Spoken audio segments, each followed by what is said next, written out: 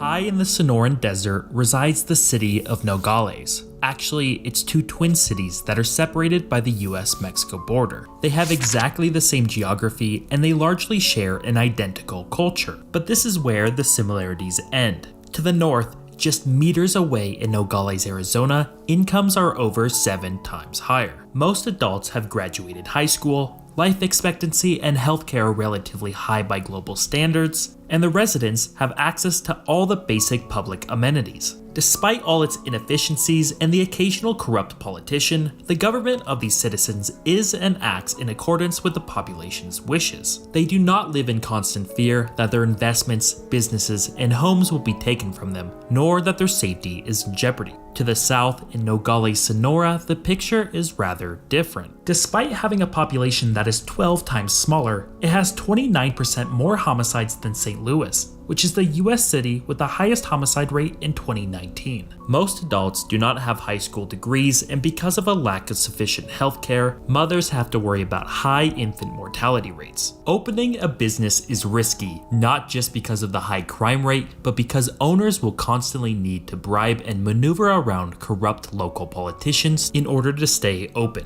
By almost every metric, the citizens of Nogales, Sonora have it worse than the citizens of Nogales, Arizona. So how can two halves of basically the same city be so drastically different? Well, it actually stems from and highlights a much larger disparity. Latin American countries are much poorer than their northern counterparts, but this was not always the case. In fact, for most of history, Latin America was the most valuable and sought-after real estate in the hemisphere, for both the indigenous peoples and for the early European colonizers. Northern America was sparsely populated by largely nomadic tribes, with the huge and complex native civilizations residing close to the tropics. Even in more recent times, countries like Argentina, Mexico, Brazil, and Venezuela were all speculated to become global powers in their own right during the 19th and 20th centuries. In fact, by the 1950s, Venezuela was undergoing an economic boom, the likes of which Latin America had never seen before.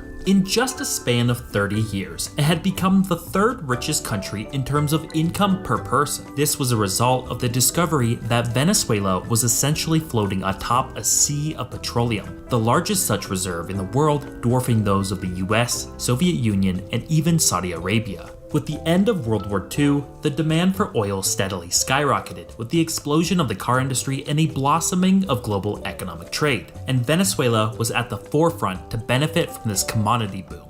And for a few decades, it did, growing by over 800% in just 50 years. But as we now know, Venezuela is an economic calamity. In fact, Venezuela experienced the single largest downturn of any nation's economy in modern history. Millions have fled the country, and hyperinflation has rendered the Venezuelan currency more worthless than toilet paper. Venezuela might then seem like a unique case, but it's not. Most Latin American countries have failed to live up to their economic potentials since they gained their independence. Yet South America is, by a geographical standpoint, better off economically than North America. And as we discussed before, the differences do not pertain to culture. So then why is Nogales, Arizona so much better off than Nogales, Sonora? Why is Northern America richer than Latin America and not the other way around?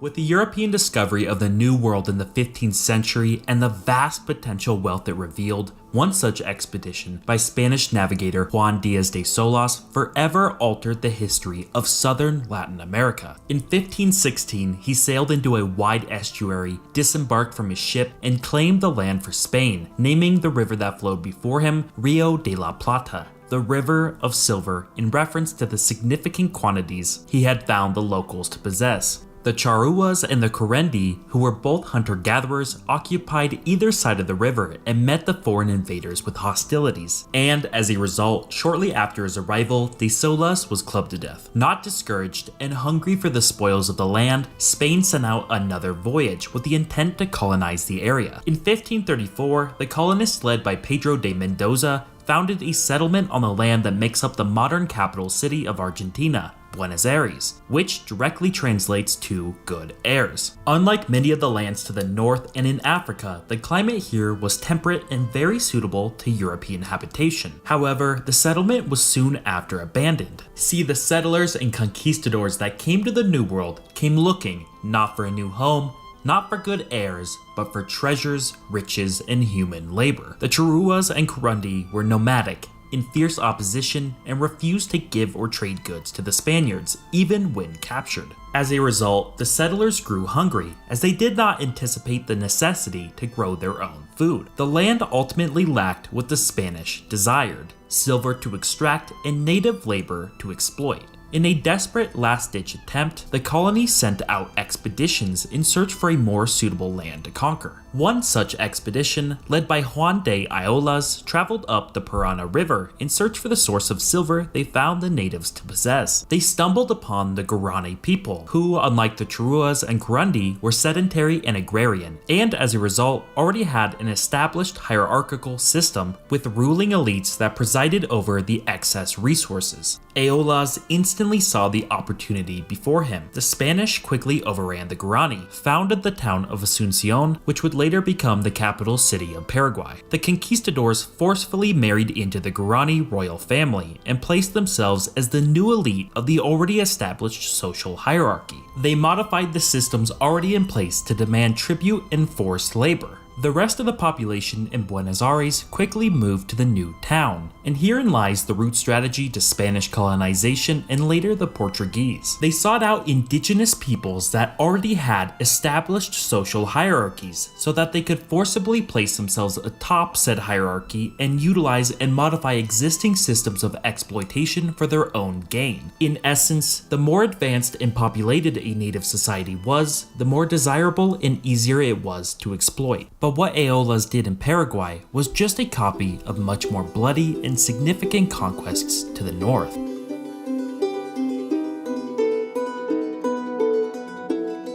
In 1519, King Montezuma, who, against the advice of his own counselors, welcomed Hernan Cortés into the Aztec Empire's capital city of Tenochtitlan. He was immediately captured by Cortés and his conquistadors, where they used him as a hostage to gain access to all the treasures in the city, where they melted down priceless Aztec artifacts into gold bars to be shipped back to Spain. In just 2 years, by 1521, the entire mighty empire fell to the Spaniards. Then Cortés started to divvy up the most valuable resource of the New World, the native population, through the institution of encomienda. The encomienda system essentially was a grant given by the Spanish crown allocating land and that land's population of indigenous peoples to each conquistador, for which they would extract labor and tributes. This system was the foundational institution for which the conquistadors ruled and exploited the native populations. The entire system was built to bring the living standards of the indigenous peoples to just above survival so that any excess production was to be taken by the conquistadors. One by one, these incredibly advanced and huge native empires were destroyed, divided up,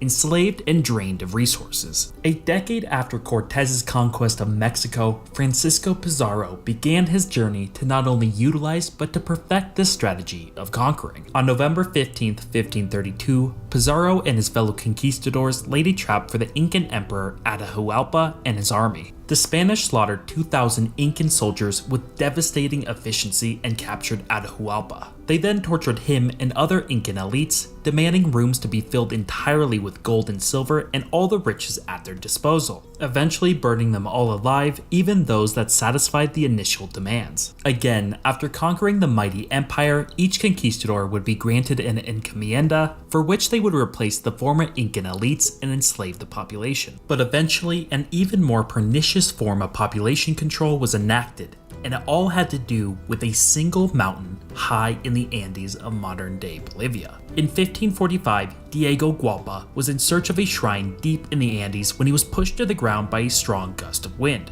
right within eyesight of a huge exposed deposit of silver ore. Word got around, and soon it was discovered that the mountain was basically made of pure silver. It had so much silver, in fact, that for 2 entire centuries, the mountain would produce 80% of global silver, making it the single richest deposit in all of human history. As a result, the city of Potosi was founded at the base of the mountain, and its population exploded to 160,000, making it larger than either Venice or Lisbon at the time. In order to fully utilize the mountain's insane deposit of silver, the Spanish needed an insane amount of labor. Spain sent out the chief colonial official, Francisco de Toledo, to try and solve the problem on how to mobilize such a massive labor force. After 5 years, in a survey of the entire Incan adult male population, he set in motion a series of policies and institutions that have scarred the people of Peru and Bolivia to this day. The first act was to move the entire indigenous population of the former Incan Empire into a small region stretching from Cusco in the north to Potosi in the south. Within this region, the population was to live in cities called reducciones, or reductions in English. From here, Toledo modified an existing institution called mita, which was used by the Incan elites to force labor on plantations. However, Toledo used the new mita system to drastically increase the exploitation of native labor. 1 in every 7 males was to work in the mines at Potosi, in which a total of 3 million would work and hundreds of thousands would die. Potosi would mine so much silver that at the time it was likely richer than Madrid itself. But this wealth did not fall on the indigenous, but to the conquistadors and those back in Spain. This great lust for wealth by the Spanish enabled systems and institutions similar to mita and encomienda to spread all over the Spanish colonial territory, from the southern tip of Argentina all the way up to California. The Spanish utilized these systems to extract as much from the indigenous populations as possible by expropriating land, forcing labor, setting huge taxes, and paying extremely low wages. In the end, Spain, the conquistadors, and their descendants became insanely rich. However, this web of interconnected institutions designed to exploit caused Latin America to become the most unequal region in the world, while destroying the economic potential of one of the naturally richest regions on Earth. While Spain was building its empire, England was recovering from a terrible civil war. By the 16th century, England was only a secondary player in European affairs, leaving them without the means or capacity to colonize the New World. However, by 1588, the English managed to crush the Spanish navy, which was en route to invade the British Isles. This was a major political turning point in European power dynamics that showed that Britain was finally a force to be reckoned with on the seas. It makes sense then that almost immediately after, the first English settlement was founded in the New World. By this point, Spain controlled all the most valuable areas with large native populations, and so English colonization of the New World was due to it being the leftover scraps. The first English settlement, Jamestown, turned out to be a disaster.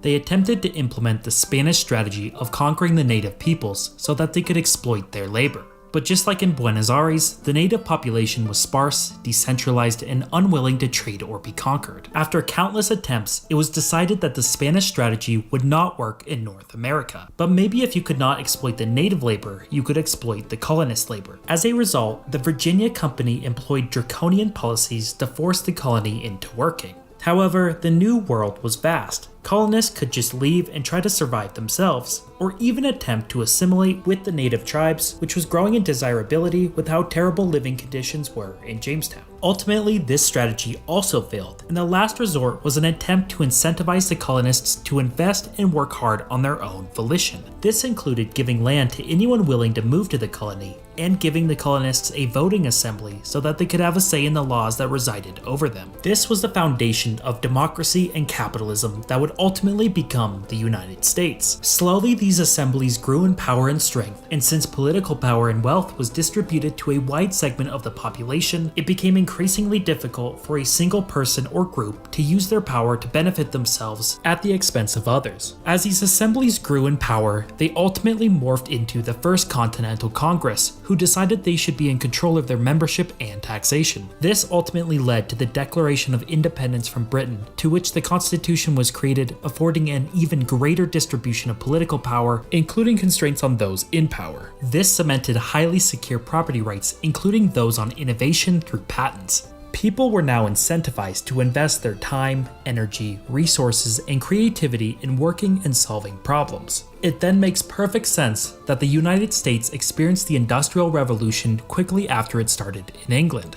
With the distribution of political power being so broad, the barrier to entry to create a patent, get a loan from the bank, and start a business became easy and widespread. One startling statistic to back up this claim is that between 1820 and 1845, only 19% of patentees had parents who were professionals or were from major landowning families. In fact, 40% of patentees had primary schooling or less education, including the record holder for most patents ever, Thomas Edison. The US then was able to tap into the creativity, productivity, and hard work of its citizens because they were incentivized to do so, eventually leading to the United States becoming the wealthiest country on Earth. This was all a result of the inability for England to enact the Spanish colonization strategy in North America, and the realization that the only way to make colonies productive was to incentivize the colonists to work hard and invest themselves.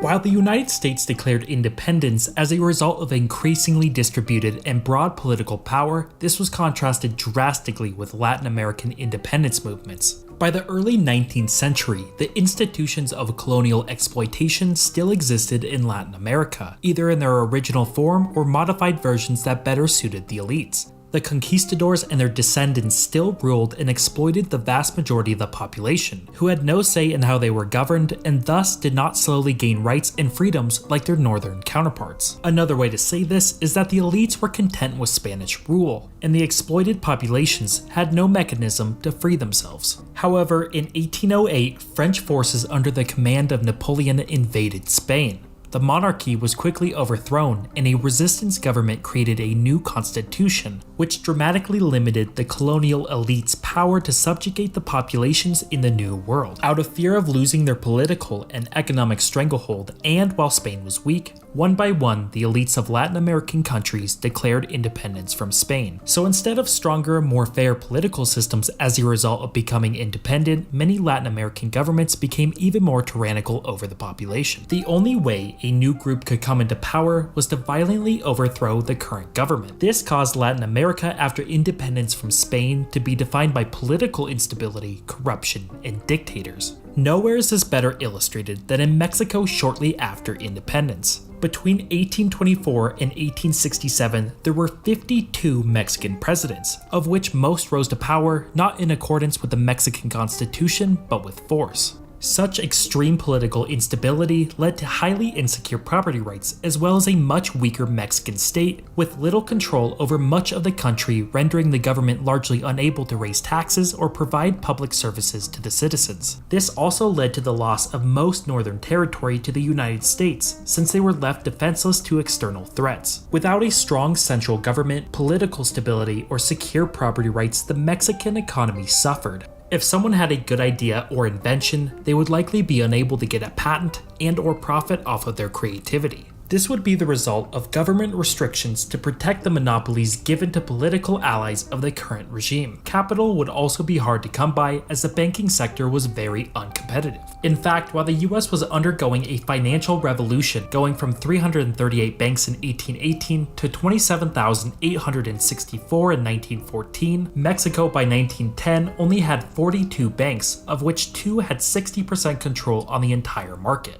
With a lack of competition, interest rates were set extremely high, rendering loans only useful to the already rich and established elites who used the capital to further clamp down and monopolize markets. But what fundamentally stopped the US bankers from doing the same? The incentive to do so was always there, and this is why shortly after the US independence from Britain, some politicians started to allow for the creation of these monopolies, who in return would give them some of the profit. However, in the US, and unlike Latin America, these politicians were subject to fair elections, and as banking monopolies hurt the common person, they were beaten by candidates running to disallow such activities. The differences in access to economic opportunities also presented themselves significantly when the frontier lands opened up as a result of the introduction of trains. While the US heavily incentivized land to be cultivated by offering free land to anyone willing to work it, in Latin America, this land was expropriated by the elites who owned huge swaths of the frontier. With the explosion of international trade, with the onset of the Industrial Revolution in the US and Europe, many resource-rich countries started to see the huge value in these harder-to-get-to lands. However, it was the elites who profited and not the common people in Latin America. Growth in the monopoly-run heavy industries saw huge growth. However, more important sectors for sustained income generation remained stagnant, causing inequality to inflate even more rapidly. This is partially the reason in which Venezuela went from being one of the best performing economies in the world to a humanitarian crisis. Instead of broadly based political systems and economic markets to efficiently utilize the insane resource wealth generated from oil, the country fell into the resource curse, where abundant oil overvalued the currency, causing other domestic sectors to falter, as well as causing an insane social spending spree by the left-leaning government, leading to hyperinflation.